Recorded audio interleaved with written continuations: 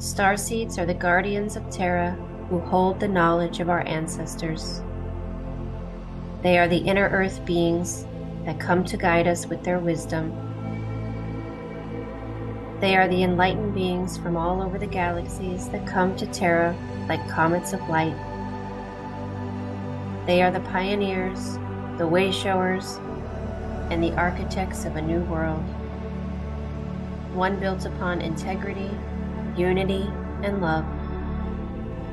These are their stories. Join us as they share their journey of hope, as they break down paradigms and limiting beliefs, as they share their challenges and struggles to fit into the very society they are here to shift. The good, the bad, the everything. This is a journey of a starseed.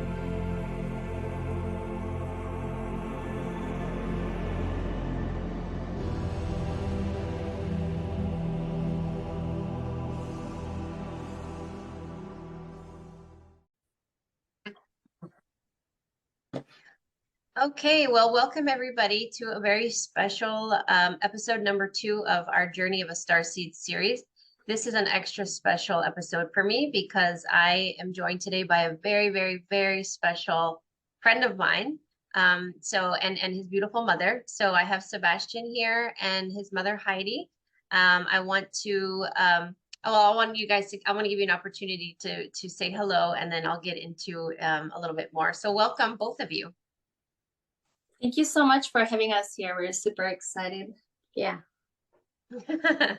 Well, we have a long history together over the last year or so, and I invited Sebestyen on this episode today because he has such an incredible story, and he is an incredible young man.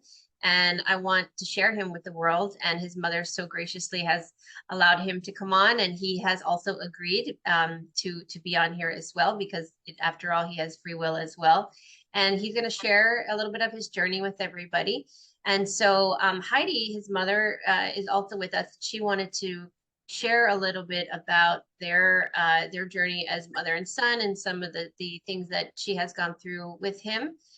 From the mother's perspective, and we'll share a little bit of his journey from her perspective, and then we'll give Sebestyen a chance to speak as well. So Heidi, do you want to go ahead and get started? Sure. So because Shabby came in from such a high frequency, he had several attempts to come in, and he had a long and difficult birth.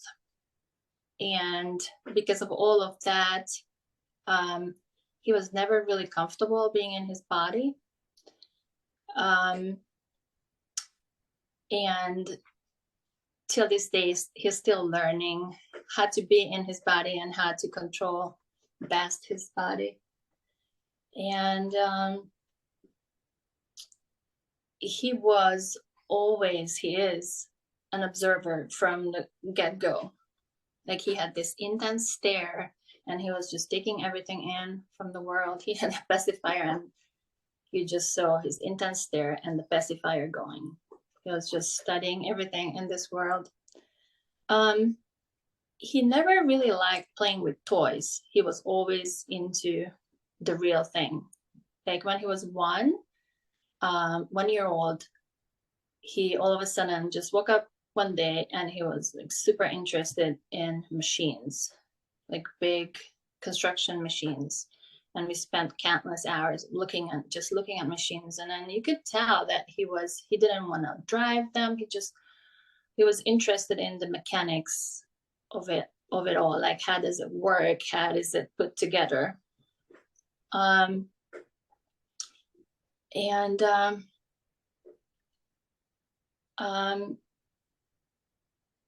Oh yeah, one funny outings when I took him to the zoo. He was around 1. I'm like, look at all these beautiful animals, and the kid was just not into it until he saw a waterfall, in like a big, like a grading machine, like another construction machine. Then the kid came alive, and that's all he cared for. It was kind of funny. And actually later on, I mentioned that he doesn't really like to be in his body. He doesn't like to jump on the trampoline. He doesn't like to play with a ball or like run around. He really doesn't. He likes to be in his head. However, I feel like water is really his element. When he's in the water, his whole body just changes and he can do all kinds of tricks. It just really comes alive. He also spent several hours with goggles, just like underwater in the bathtub, looking at the water just pouring into the bathtub, observing and learning water. And same thing in pools, just diving and being underwater. And then later on, maybe you guys can share how that relates to what we learned during a session with Sherri. And then around 4, he got into flying objects, like anything and everything that flies. And he started drawing flying machines and flying objects and building a whole bunch out of paper and tape and basically any material that he could find. Yes. I'm not sure if I have them still, but I might have one of the sketchbooks that I still have. Might have one of the sketchbooks somewhere in here. Yeah, we took a lot of pictures.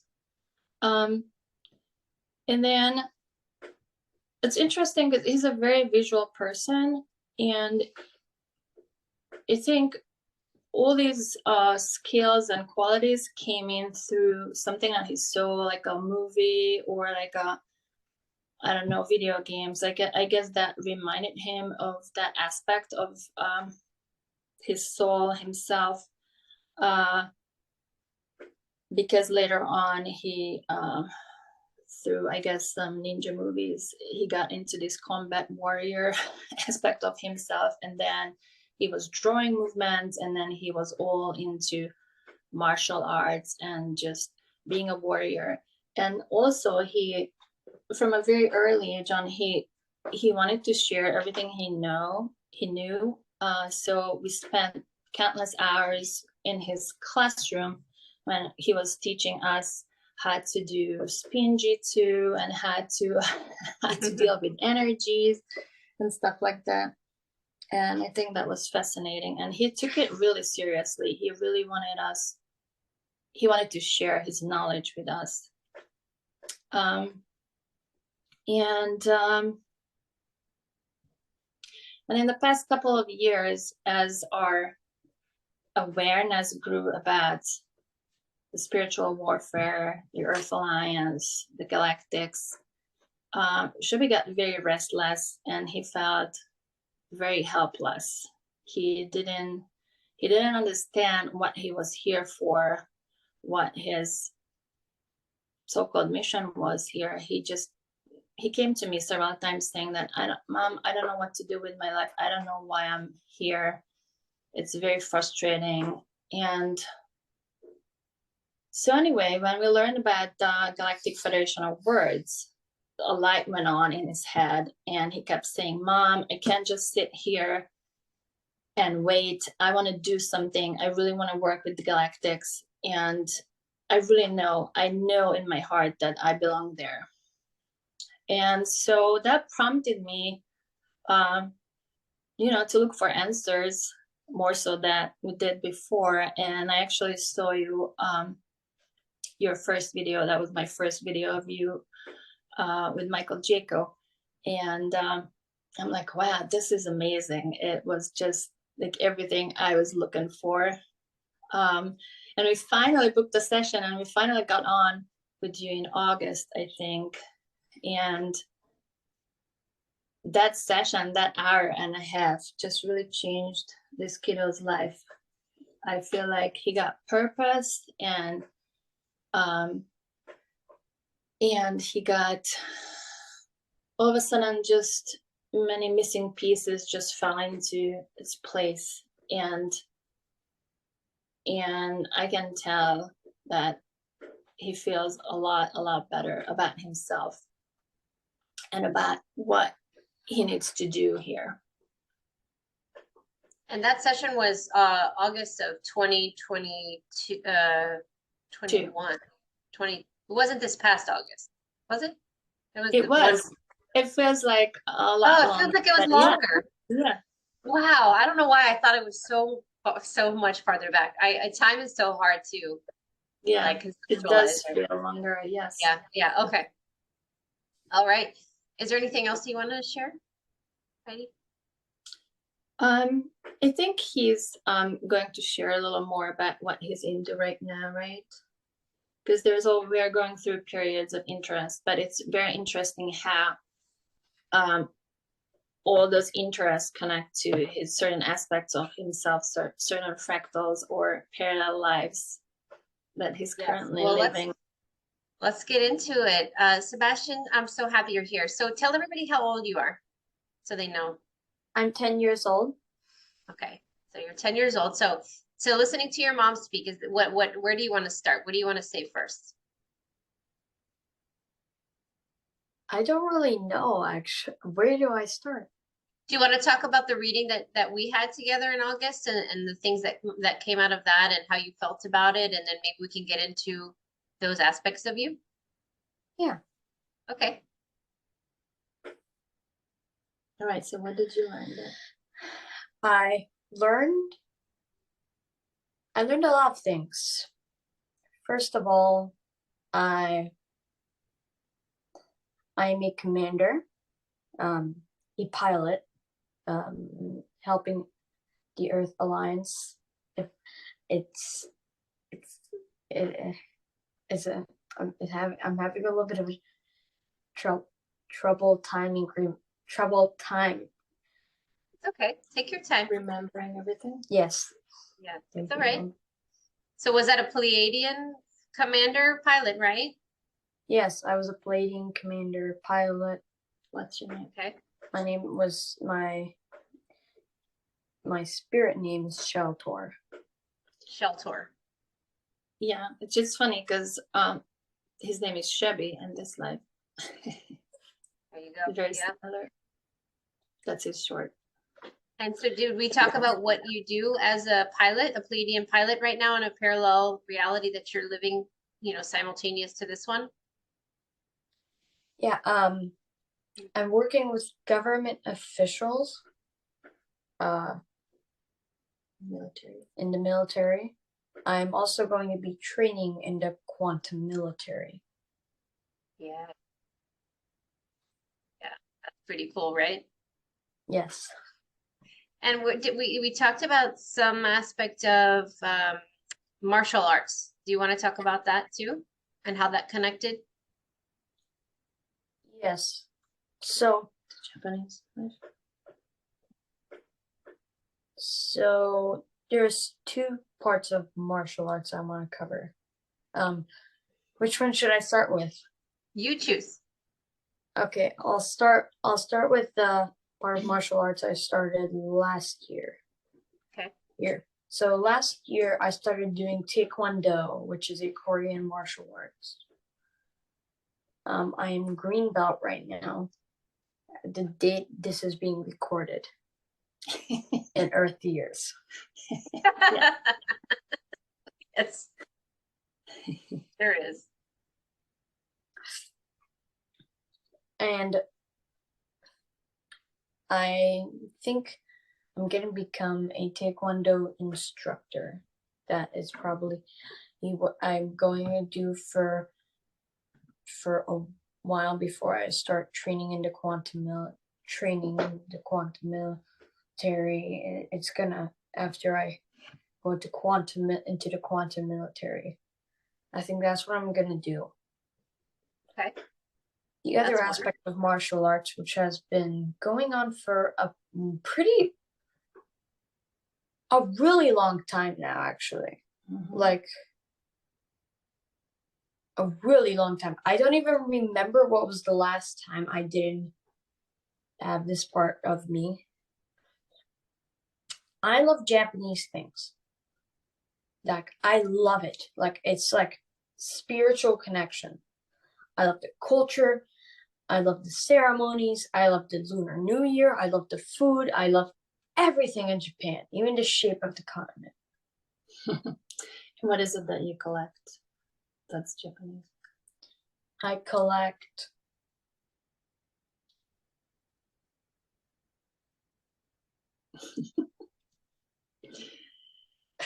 We're thinking about the swords. oh yes, katanas. I thought I forgot. I thought because Okay. He thought the answer was chopsticks. You collect chopsticks I too. do. You collect chopsticks too? When we go to restaurants, Japanese restaurant, we always take We always take like the chopsticks that they give us with us, because they have a bunch of chopsticks. Yeah. Yes, You know what? do. You know what, Sherri? My daughter does the same thing. We have a drawer full of chopsticks from the Japanese steakhouse we go to. She loves them. So Yeah? there you go. Jeppy uses chopsticks at home too. Yes. Yeah. I have two model katanas, but they are both extremely powerful. I can knock a person out with one of them. Oh, you better hold on to them. Keep those safe, huh? Yeah. Yeah. Wow. That's wonderful. What about the water? What do you feel like your connection to water is? Well, in the session, I did learn that I do one of the other types of training I do is training in the water. Like combat training in the water? In the water. Like, okay. Be one with the water. Avatar way of the water. Yeah. I've seen it. That's right. That's right. So, so you know, a lot of, go ahead. Where are you training? I'm trying to remember.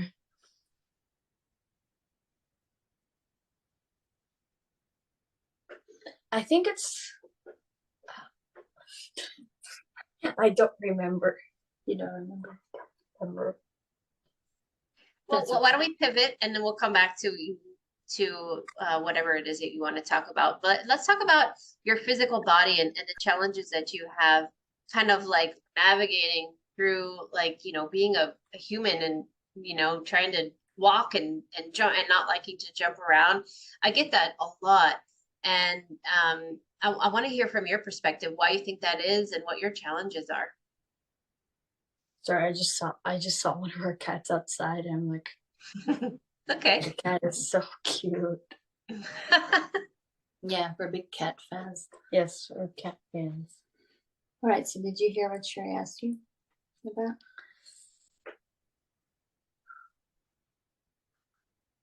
Do you find it hard to walk around, or as you've gotten older, it's getting easier, like you're acclimating to your body more? Well, I still don't really want to go outside that much. Still, that is still a thing, but I have been getting better at moving my body. That is one I've gotten better at. Martial arts has been helping you a lot with that. Yeah, I was gonna say martial arts must help. Yeah. Yeah.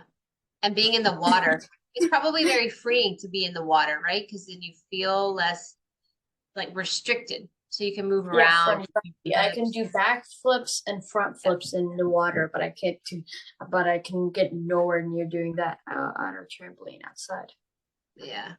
Yeah. Well, you could. I can just kind of put it in perspective to all the people watching right now. Yeah. You're very wise, Sherri. I love talking to you. Tell me, let's talk about some of your visions, or I know you've had a bunch, but you said there's one that you remember and then some others that your mom kind of remembers, but you lost memory of. Let's talk about the one you do remember. Yeah. So this one, it was in a dream. So I Okay. want, please keep that in mind while I'm telling you the story for this. So I'm outside my house. There's a space pod, and I go into it because there's a giant floating space pod. Why not go into it? Like, it looks like one of the escape pods you would see in like Star Trek or Star Wars or something. Okay. But it's completely white, and it has this like glowing light blue light around it, kind of like aura around it. So I go in, and then I get everything. So then there's this bar, like a bar appears, like I'm in the bar, no space anymore, just when I go in, and it's like one of the bars you would see in Star Wars from Mandalorian, like, and there are there's all these aliens around me, and they're all friendly like to me. They're like, hey, what you doing? Like stuff, and they're like that, and you can tell that they're drunk. Oh. You can tell that they're drunk. Like I could tell that, and sometimes they're even like, hey, do you maybe want to drink something there? And I'm like, no, thank you. I'm not even old enough to drink alcohol. No.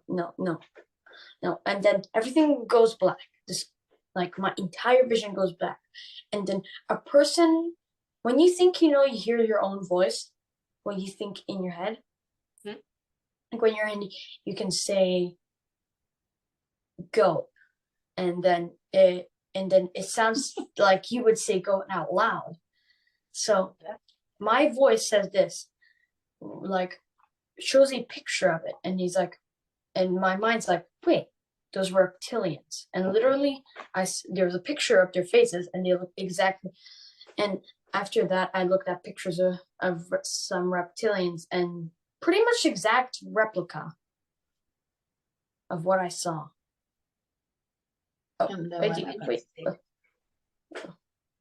Yeah, there was a bit of an audio glitch. So there were some benevolent, some good beings in there, and then there were the reptilians in there as well. Mostly I'm pretty sure the only people who were not reptilian were the owners of the bar.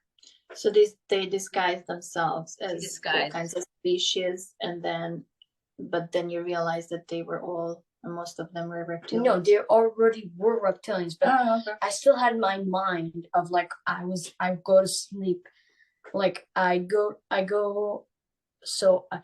to sleep around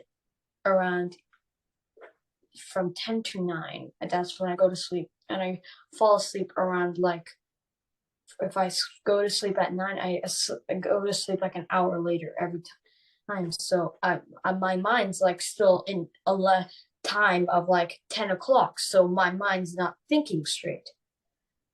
It still feels like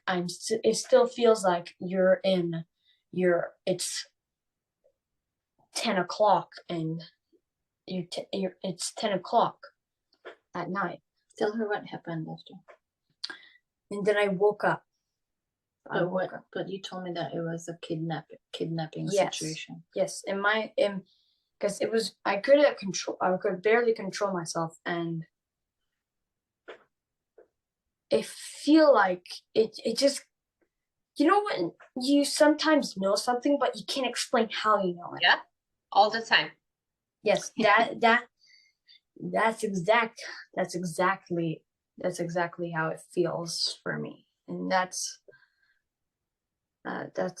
why I don't share that much. So do you think something was trying to take you or mess with you? Or you're I'm not sure. Okay. Maybe the piece about them being drunk was your soul's way of recognizing that they weren't who they were showing themselves to be, that something wasn't right. Yeah. Could be. Do you ever have any visions, Sebestyen, of any beings, both good and bad, like in your mind or in your dreams that you ever try to draw or share with your mom what they look like? No, but there is kind of something. So I didn't really know what they were until like last fall, what they were. But this has been happening to me like since I was like 3, I'm pretty sure. Okay. When I close my eyes and I see this like light flickering everywhere I can only see if I have my eyes closed. And then I can see it for a little bit and then it wears off. Like, if you have something invisible, but you put powder on it, you'd see it, but the powder will eventually go off. Yeah. Mm-hmm. And I figured out that those were actually light beings. Maybe that's your family trying to communicate with you. That would be cool. Could be. You know, when I had first seen you, Sebestyen, I could see your Pleiadian form clear as day. Looks exactly how you are now, but much bigger, like grown. The hair was a little bit more blonde, and the eyes were really sparkling, like blue or green. I can't remember. Maybe like kind of morphed into the two colors. Exactly the session and the writing down version of the session said crystal blue eyes. With blue, yeah, okay. I just remember being like real, like wow, like beautiful, and but you look just the same as you do now. It's almost like the grown-up version of how you look now. It was the craziest thing. And so I think that means that you're very close to that version of you and you're working together. And I think you probably do a lot at night when you're sleeping, to connect. So another thing, I'm pretty sure I've only shared this with my mom. And I figured it out, like, I figured this out after you invited me to this. Like, this is really new for me, but I've done this. I didn't really know what it is. I sometimes thought maybe I look into the future, maybe something else, but it will always happen what I think will happen. And I'm pretty sure it's my own pocket dimension. Like, if I concentrate hard enough, I can go into my pocket dimension. It's like bright yellow. It burns my eyes. That's how bright it is. For some people to see in perspective, for you to understand. But for example, I can make an entire, if I concentrate hard enough, I can make an entire city in a millisecond, and I can destroy it in a millisecond. I could create whatever I want in that world. Yeah, well, that's your world. In my pocket dimension, I'm basically the god. Yeah. The creator? Yes, the creator. Like, I control everything in the dimension. Mm-hmm. How fast crops grow, for example, that would be kind of cool. If I could change the time, speed, things like that, that would be cool. Yeah, that's incredible. Thank you for sharing that. What are some of the things, Sebestyen, that you think, excuse me, need to be changed in this dimension that we're in, or where we're headed, the transformation we're going through? What are some of the things that you think could be changed in the world that could be better?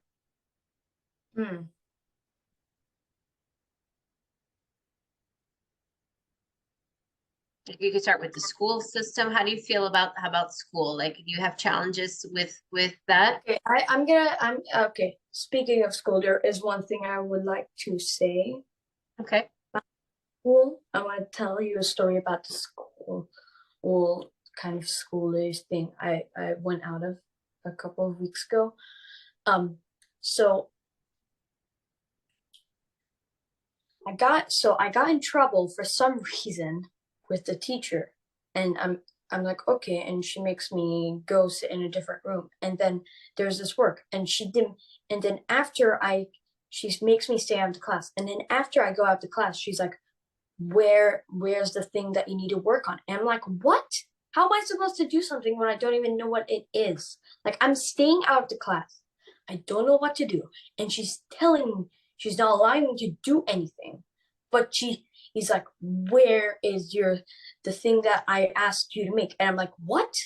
How does that make sense? You're not allowing me to make the thing. How does that make sense? Doesn't make sense. So what we learned over the years is that, and then we tried all kinds of educational systems, and it just none of them work for us, for him. Anything. And I just realized we just a couple of weeks ago quit this learning group and decided to just completely leave it all and not look back and just live our lives. And you know, we're doing life learning now. But anyway, anything that has to do with the current, soon to be old and forgotten educational system, it doesn't work for us. And I know that it doesn't work for many. The adult-centered education, adult-centered learning and teaching, the subjects, the chalkboard, the one size fits all. It's like the lack of freedom. It's just like this kid rejects it all. So it's very challenging nonetheless, but it's you know, he's a way shower. He's showing us the way that this is not working. We have to do something else. So yeah, it's very interesting. Live teaching. Can you explain what that is? Like, show to the audience watching. So what do you mean by that? The what teaching, sorry? Live, you said live teaching? Oh, I said live schooling. Like, I don't like this word schooling, but life learning, I guess. Or homeschooling. Because I think it's one of the biggest misconceptions that education and learning can only happen, or like it has to be an educational subject. Like you have your learning hours, and then you have other hours in your life. But everything is learning. I mean, that's what we're here for. We learn about this word 24/7, right? Yeah, for example, I was watching the show and like I learned probably I finished the show and I've probably learned more about quote unquote science than I've ever learned. And mind you, this is like 30 episodes and each like 20 minutes. Instead of just for those people who go to college and do science, you would learn all that things that you would learn in college if you just spend a bit of money on getting the subscription to watch it. You'd learn more, save money from going to college, because I know college bills are extremely expensive. I know that. I don't know how much, but I know they're expensive. Well, even in the classroom, Sebestyen, right? You know, they teach you through memorization. You know, my son he comes home with these packets. He has to read it and then answer questions. That's how he learns science. That's not how you learn science. That's just how we teach the children to read and memorize and answer a question, but they don't actually learn anything. So it has to be engaging or in a way that it's fun for you. So if you're watching something that's interesting, you retain it, right? Because you enjoyed watching it. You learned something from it. Yes. It's all about the style of learning that works for you. Yeah, and just for the audience to know, if you want to watch the show, I really recommend it. It's really good. It's called Dr. Stone. I extremely recommend it. Dr. Stone. Dr. Stone. Where is it on? Like what platform? Crunchyroll. You can get it on Crunchyroll or Funimation. It's also on some different platforms. What kind of genre is it? It's a futuristic. It's an anime. It's future. It's a Japanese manga. I've read the manga and I've seen all the anime that's out so far. Okay. And it's really good. The story, I love the story. It takes place in 37,000 years after 2019, because that's around where the show was where the manga was created. So then I think that's when the anime was created. I'm pretty sure it takes somewhere between 2019 and 2018. Okay. Okay. I wanted to add something and I forgot. And it came back again and I forgot again. Well, Sebestyen, About what the else do you? about the education. Okay, yeah, go ahead. Well, I'll tell you when I remember. Oh, okay. Well, in the meantime, Sebestyen, do you want to share anything else? You know, I wanted you to have a platform that you can tell the world anything you want to say. I know that that puts you on the spot, but is there any memories, visions, anything that you want to just, you know, help somebody that might be listening to this that's also, you know, a young child that's maybe even 6 years old watching this, or could be, you know, your age or a little bit older? You have any advice for them? Anything you want to say? My advice is, so far, from what I have learned in my 10 years of being here, is do if something's interesting to you, something interesting, for example, I'm just spitballing here how glasses works. I'm not sure if anybody really wants to know what that is, but do it, and then once you learn everything from that, search for a new thing to do. That's what I've been doing, and it's actually been helping a lot.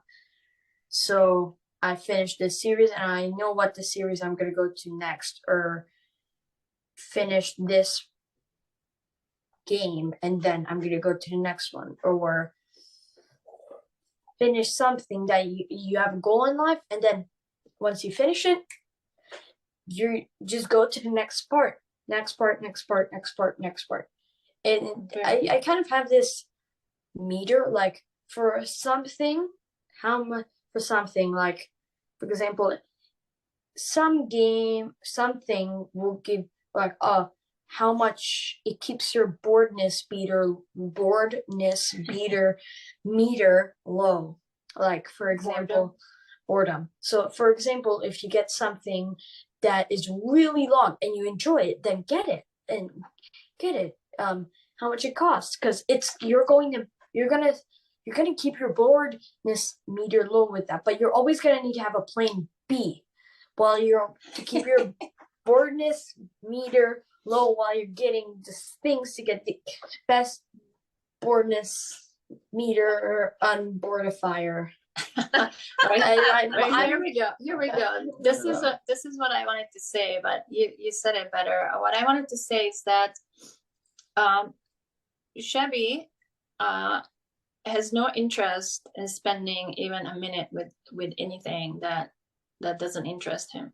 Mm-hmm. Like he doesn't allow himself or others to waste his time, and I can totally relate to that because I'm the same way. Yet we expect children to sit still, 300 days a year or even more, and listen to something that they're absolutely not interested in. But then Sherri came along and he rejected all that. So yeah, it's very important that go after what you're interested in. It may look like some drawings to you right now. It may look like a show. It may look like I don't know, surfing or jumping on the trampoline. But who knows what it becomes over the year. Mm-hmm. I can totally relate to that. I go after the fun. Yeah, I didn't believe my mom. Like, I was set on becoming a scuba diver or a firefighter at first, but I'm like, nope, I'm not interested in that anymore. So if you want to take a grown-up's word for it, take my word for it. This is a message to all of you people, to all of the people who. What's your message? To who think you have it's set. Don't be too sure, because if you're not set on it, you might be pretty sad. And that, just me, I've been through things like that, and it's not fun. So you're trying to say that you had several goals, and then but then you forgot about them, and then you came up with new ones? Is that what you're saying? No, what I'm saying, it was like I got uninterested in them. Like, yeah. You're not always going to go for the same thing in your life, because if you're going to keep chasing that one goal, once you chase it, and you finally get it down, what are you going to do? What are you going to do? Yeah, what are you going to do? You got to be flexible too, right? And sometimes you start something and you think you're going to like it and you don't like it. Doesn't, you know, and you want to try something else that you might like better. You know, there's nothing more, there's no more worse torture than me being forced to study something you're not interested in. Like to this day, like if you want to make me do something I don't like, it's seriously the worst thing ever. It's like I'd rather poke my eye with my finger, you know, than go through this. But if you find something that you're really passionate about, Sebestyen, aren't you like you'll spend all day doing it, right? Because it's like, yeah, I really want to know about this, right? Yes. I was literally, before the meeting, I was literally doing one of my goals. What's that? You want to share? You don't Go have ahead. to. It's beating Hollow Knight, which is probably one of the longest games in video game history. It's only $15, but if you try to do it extremely fast, for the average player, it will take 50 hours. And I've done 10 hours and I've barely scratched the surface. Okay. Well, there you go. I can see how much time I've done. And I've done, last time I went on, I played for over an hour, and it was 9 hours I played. So before we came on, I asked him just for fun, so what do you like to do here on Earth? What are in this body? What are your 2 favorite things? And then you said what? Video games and eating. Video games and food.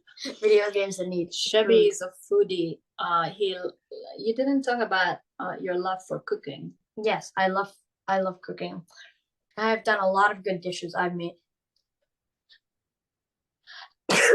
Okay. I've made a lot of dishes.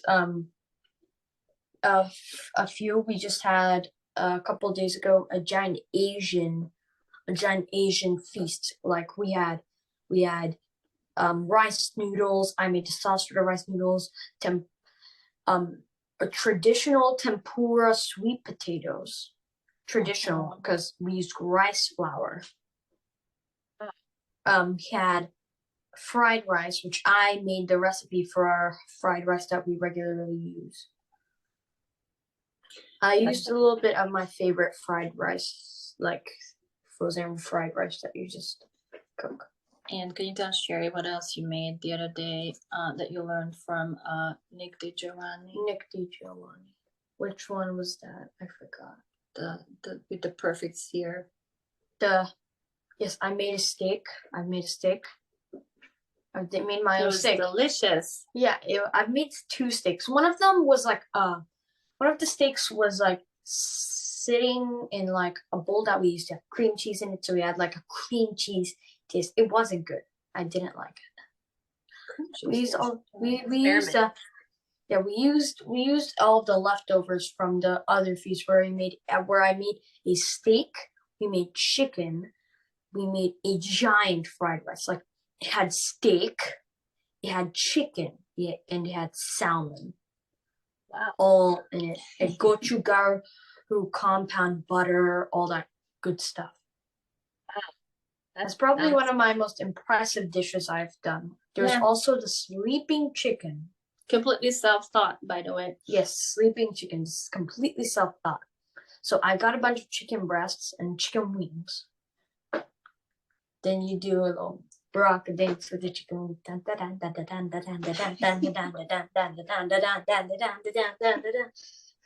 Okay. I just thought that out of my head, like, let's just do a baraka. Sherri likes to make up little songs and little rhymes. Wonderful. Sometimes. Yeah, so, and then we made a bunch of mashed potatoes. I also grabbed a carrot. Just grabbed a carrot. Random carrot. You can grab any carrot. Any carrot. And then I made it, so I cut off the top with the stem.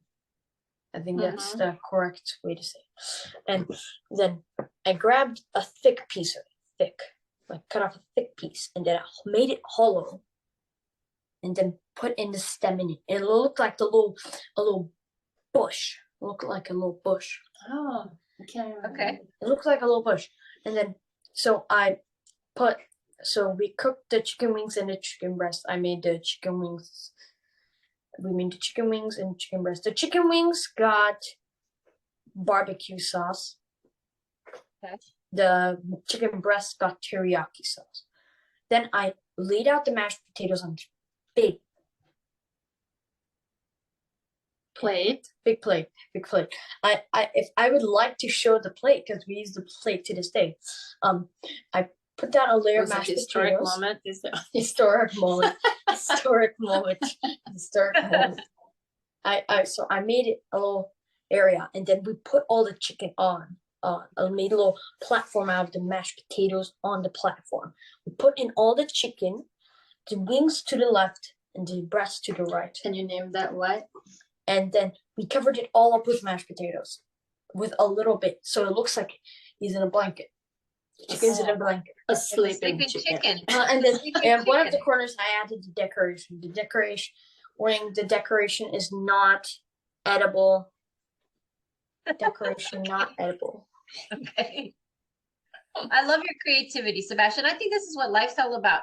It's about learning things that you want to learn about and enjoying your life and having a good time, and eating is a celebration and it should be enjoyed. And I love that you cook together, and Heidi, you let him come up with master chef ideas in the kitchen. I think that's so beautiful. I love that. Anything else, Heidi, you want to share with everybody before we wrap up? Is there anything that you want to say? Do you want to say something, Sebestyen? Yes, and one more thing about the session. One more thing. Okay. So I'm also going to meet, in my teenager years, I'm going to meet the rest of my crew. Your Pleiadian crew? Yes, my Pleiadian crew. And another thing, we forgot to finish who I trained with though in the water. I just don't want everybody spamming in the comments.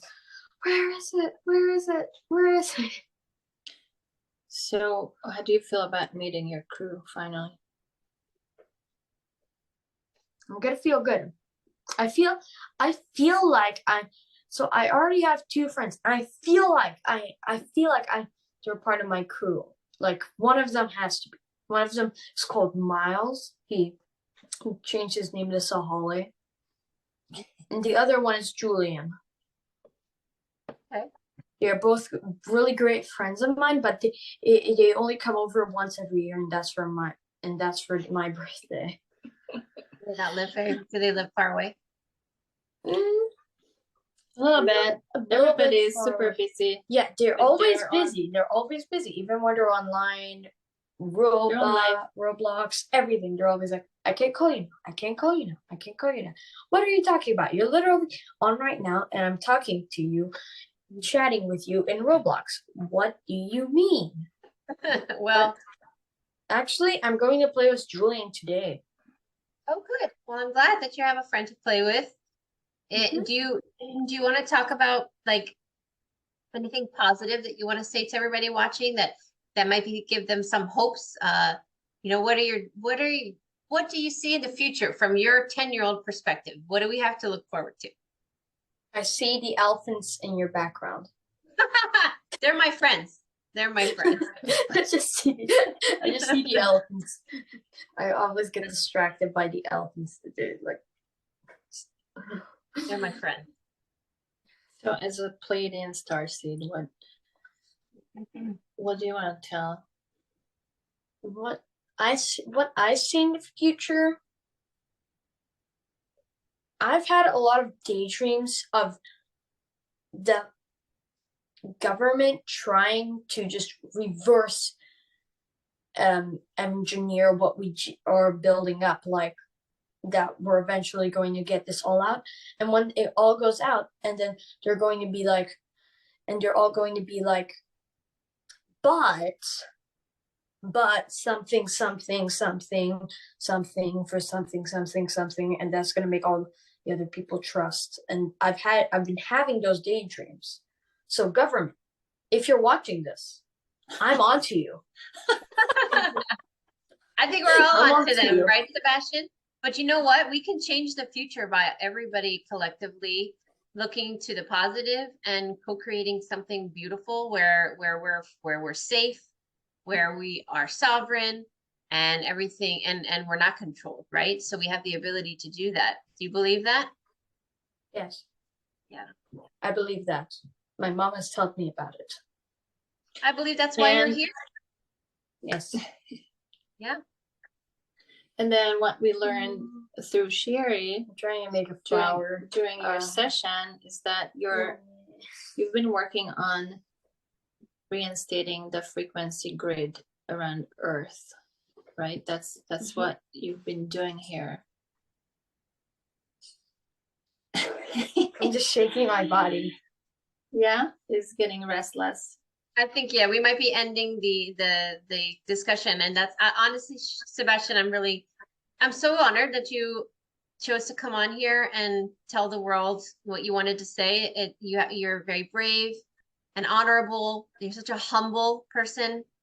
I told you at the conference that we met in person a couple months back at a conference in Florida, and I got to meet you in person. And I was telling you that you were just a lovely person, and I'm so honored to know you. And I think that you are here to do beautiful things in the world to help guide the next generation. And I'm grateful that you're here and that you're willing to speak out. And Heidi, you have such a wonderful mom. Heidi, you're a great mom. Okay. You know, you let him be who he is, who he wants to be, or at least you let him figure out what that is.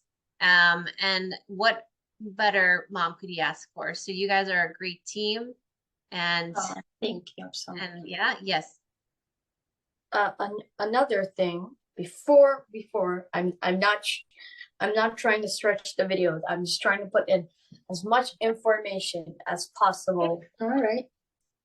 So we go to this. What is it? Naturopath. Yeah. So she has been helping me actually a lot, and with my past lives. So I actually had this really bad sickness with my nose. Like, it's like a cold that will never go away. Like, never, like a sniff. Like, your nose will always just be packed up.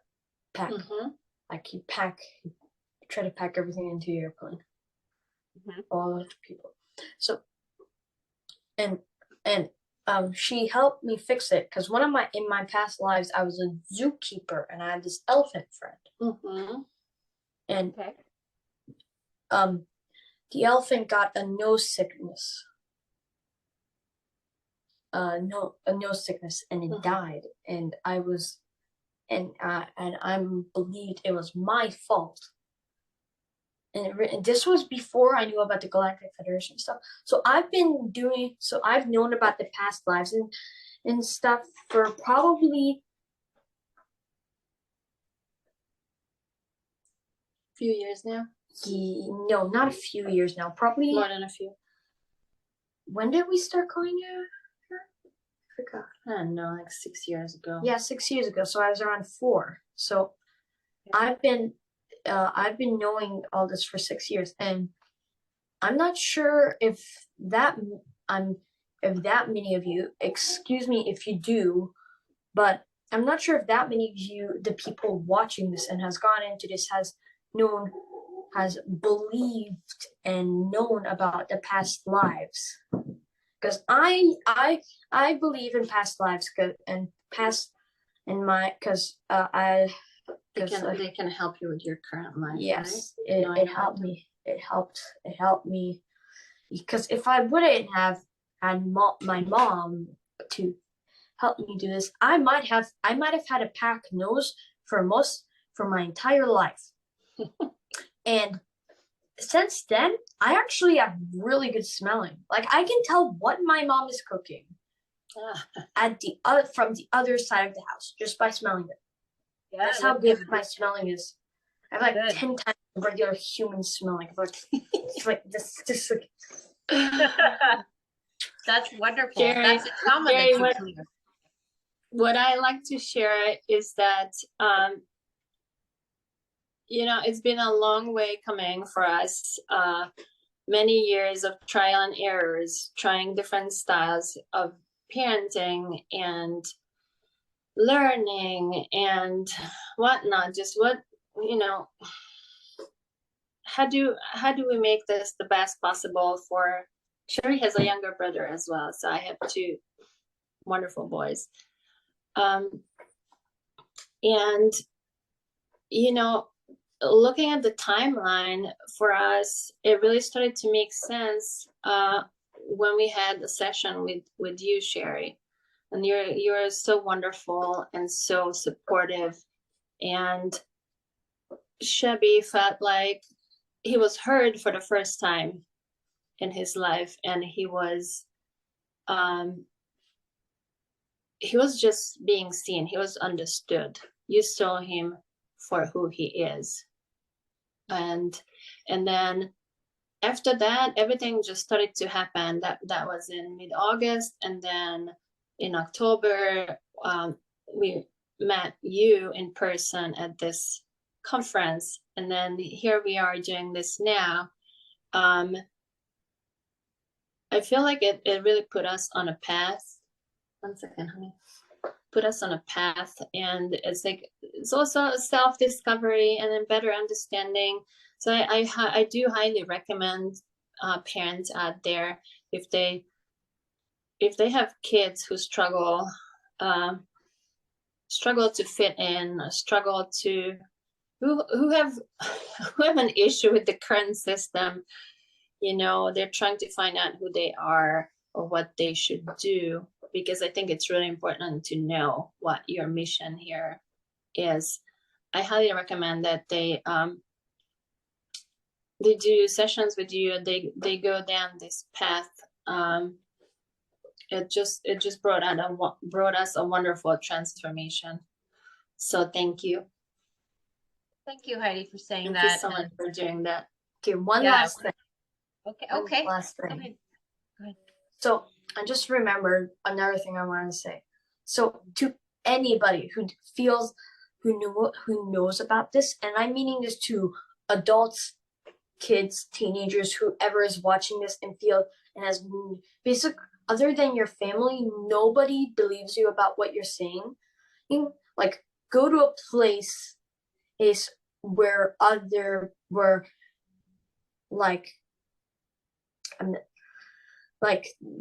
the conference we were at last fall in Florida.